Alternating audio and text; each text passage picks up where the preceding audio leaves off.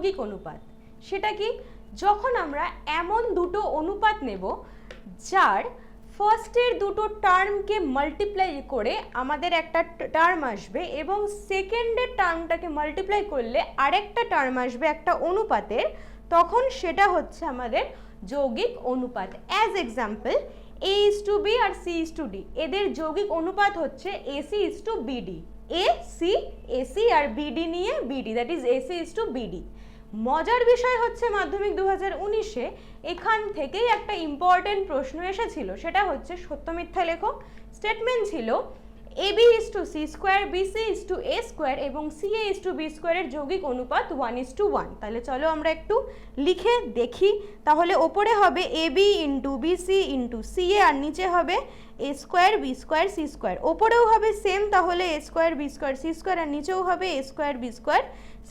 Ultimately আমাদের অনুপাত হচ্ছে 1:1। তার মানে স্টেটমেন্টটা কি হবে? অবশ্যই সত্য হবে।